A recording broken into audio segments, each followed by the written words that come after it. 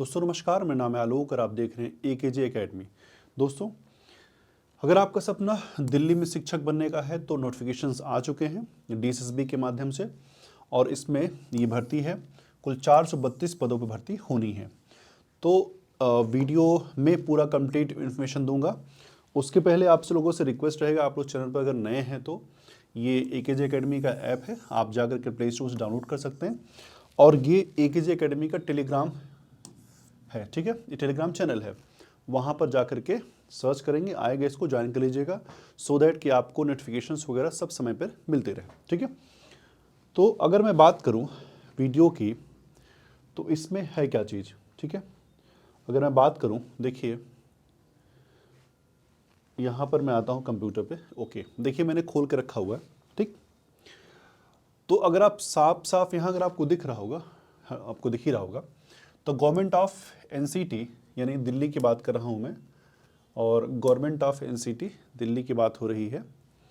और इसके अंदर में यहाँ पे देखिए ध्यान से, तो वैकेंसीज़ हैं और यहाँ पे लिखा हुआ वैकेंसीज़ 30/12/2022 24 30/12/2024 का ये है डेट जब ये निकला हुआ था। तो 30/12/2024 का डेट है जब का ये निकला हुआ है, ठीक है। अब इसके अंदर क्या है, वैकेंसीज नोटिस ये इस नाम से है। उसके बाद combined examination 2024 for the post of post graduate teacher, यानी ये वैकेंसी किसकी है, आपकी PGT की वैकेंसी है, ठीक। अगर आप PGT के अध्यापक बनना चाहते हैं तो वीडियो आपके लिए है, मैंने शुरू में कहा था। अब इसका ओपनिंग डेट कब है, यानी कब से फॉर्म भर सकते हैं सर, तो इसका ओपनिंग डेट है आपका कब से, 16/1/2025, ठीक है। और यानी 16 जनवरी से आप फॉर्म भरेंगे। और कब इसका क्लोजिंग डेट है, तो 14 फरवरी को आप फॉर्म को जो है फिल कर सकते हैं, ठीक। अब इसमें अलग अलग चीज़ें हैं निकल के आएंगी। जैसे इसमें पद कौन कौन से हैं, देखिए PGT हिंदी का पद है और मेल फीमेल दोनों अलग अलग हैं। उसके बाद PGT मैथ है, फिर PGT फिजिक्स है, फिजिक्स है ये, PGT chemistry male female, PGT biology है, PGT इकोनॉमिक्स है, फिर उसके बाद PGT कॉमर्स है, फिर यहाँ पर PGT हिस्ट्री है, ठीक है, PGT हिस्ट्री है। और इसमें लगभग 50 पद हैं, यहाँ पे देखिएगा 50 पद के आसपास, ठीक है, 50 पद PGT हिस्ट्री है। उसके बाद ज्योग्राफी है 21। उसके बाद यहाँ पर नोटिफिकेशन है ज्योग्राफी का, आगे ये बढ़ता जा रहा है, पॉलिटिकल साइंस, सोशियोलॉजी, PGT, यहाँ सब लिखा हुआ है। पूरे पद की बात कर ली जाए तो पूरा पद कितना है, 432, यानी 432 पदों पर ये वैकेंसीज हैं। अब एक एक करके देखते हैं इसमें क्या क्या चीज़ें हैं जो आप जान सकते हैं। Candidate must apply online through the website है DSSB की। द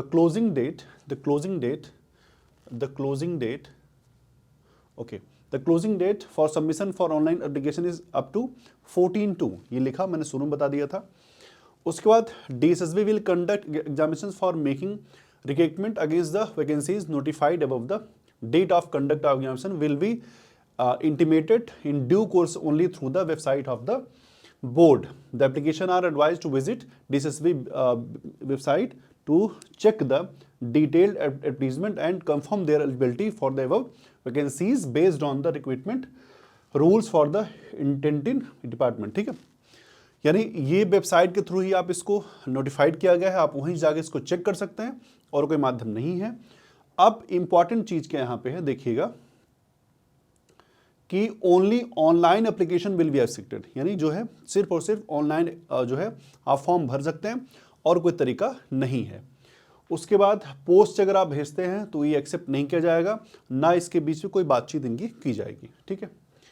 आगे जब चलेंगे तो यहाँ पर लिखा हुआ है सब कुछ नोटिफिकेशन में अलग अलग, कि हिंदी के लिए क्या योग्यता है, इंग्लिश के लिए क्या है। तो हिंदी की अगर बात कर ली जाए तो हिंदी के लिए देखिए आपको क्या चाहिए, आपको मास्टर चाहिए। देखिए क्वालिफिकेशन है यहाँ पे, एसेंशियल क्या है, ज़रूरी क्या है, मास्टर चाहिए आपको हिंदी हो, उसके बाद 50% हो, ठीक है। और उसके बाद जो है आप B.Ed हो या फिर BA B.Ed हो या फिर BSc B.Ed हो, कुछ भी हो, ये चाहिए। एक्सपीरियंस क्या है, आपको कुछ नहीं मांग रहा है, डिज़ायरेबल कुछ भी नहीं मांग रहा, एसेंशियल कुछ भी नहीं मांग रहा। पे स्केल बढ़िया है, 47,000 से लेकर के 1,51,000 तक आपको पैसा मिलेगा। एज लिमिट जिसकी बात करी जा रही थी, एज लिमिट काफ़ी कम दिया है, 30 साल तो बहुत कम एज है। PGT के लिए नॉर्मली 36 साल 40 साल एज होती है, तो ये इसमें कम दिया है, शायद इसको चेंज किया जाए। तो ये सब चीज़ें होंगी इसके बाद। अब जब आगे आएंगे तो ऐसे ही देखिए सबका लिखा हुआ है, ये फीमेल का है, फीमेल की तरफ बढ़ेंगे आप आगे चले आएंगे तो सबका यहाँ पे दिया हुआ अलग अलग। मैं इसको थोड़ा जल्दी से स्क्रॉल करता हूँ और एक आध दो सब्जेक्ट और देख लेता हूँ, बस इसको स्क्रॉल कर जाएंगे। आप जिस सब्जेक्ट के हैं आप अपने हिसाब से चेक कर लीजिएगा। जनरली वही है आपका, फिजिक्स है, केमिस्ट्री है, उसमें वही सेम चीज़ें हैं जो इसमें मांग रहा है। मास्टर्स होना चाहिए, उसके बाद बीएड होना चाहिए, ये सब बातें जो है पूछी जा रही हैं, ठीक है। अब देखिए एक और हमारा जिसके बारे में मैं बात करने वाला हूँ यहाँ पे, वो हमारा कौन सा, हिस्ट्री है, ठीक है। हिस्ट्री में कितने पद हैं, लगभग 28 पद यहाँ पे हैं, और कुल मिलाकर पूरे अगर जोड़े जाएंगे तो 50 पद इसमें मेल के लिए हैं, ठीक है। तो इसमें सेम चीज़ वही मांग रहा है जो वहाँ पर मास्टर डिग्री मांग रहा है, ठीक है। और बीए बीएड वही सेम चीज़ है, पैसा उतना ही मिलना है जितना हिंदी वालों को मिलेगा, तो इसमें खुश होने वाली बात नहीं है। और वही काम है हिस्ट्री के बाद ज्योग्राफी का आएगा। तो ज्योग्राफी में भी देखिए कुल मिलाकर के 14 पद, यानी कुल मिलाकर के यहाँ पर 21 पद दिए, 21, ठीक है। और ये मेल वाला है, और फीमेल का भी जोड़ दीजिएगा तो उसमें और पद जुड़ जाएंगे। तो ये बात होकर निकल के चली आती है।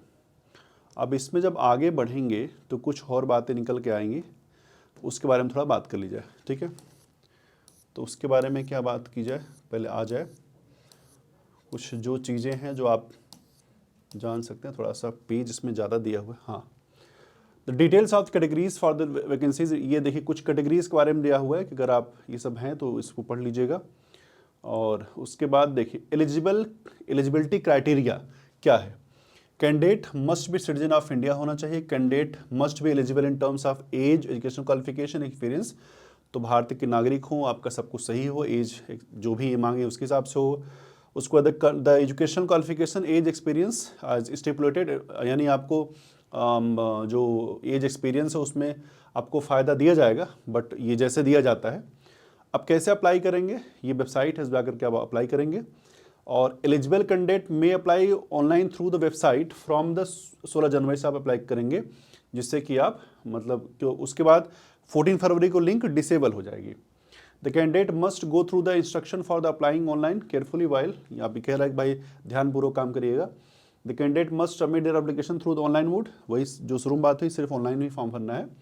The opening date for submission online application is इतना है, ये आपका बार बार यही बात कर रहा है। Candidate are advise to their own interest, जब ध्यान से फॉर्म भरिएगा, इनके कहने का मतलब यही है। और एप्लीकेशन फ़ी वगैरह कितना लग रहा है, 100 रुपया फ़ी लग रहा है। अब देखिए एग्ज़ाम का क्या तरीका होगा, एग्ज़ाम कैसे होगा।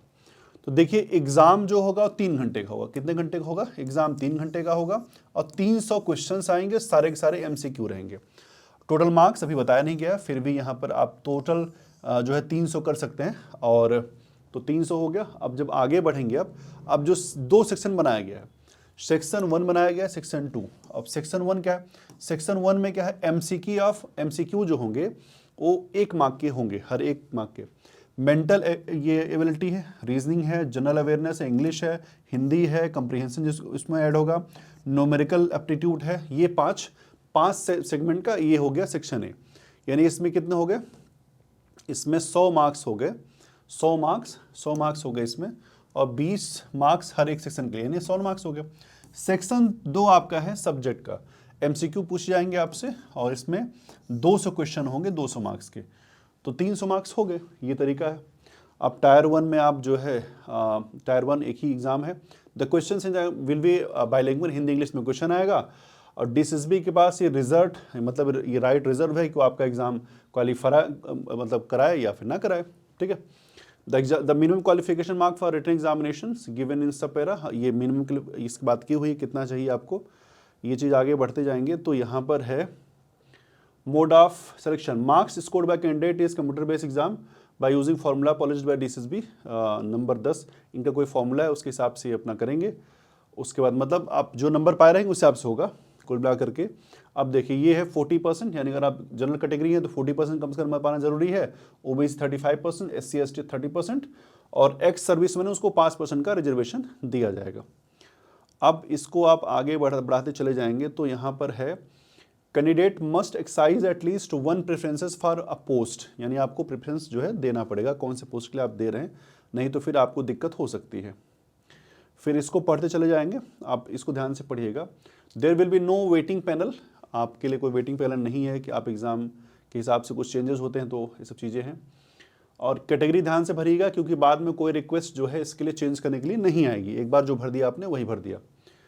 उसके बाद बोर्ड के पास अधिकार है कि वो वैकेंसीज़ को जो है अपने हिसाब से घटा बढ़ा सके, ये सब चीज़ें हैं जो भी चीज़ लिखी हुई है बस। और इसमें तो कुछ ऐसा कुछ नहीं है, ये सब सर्टिफिकेट्स के बारे में है।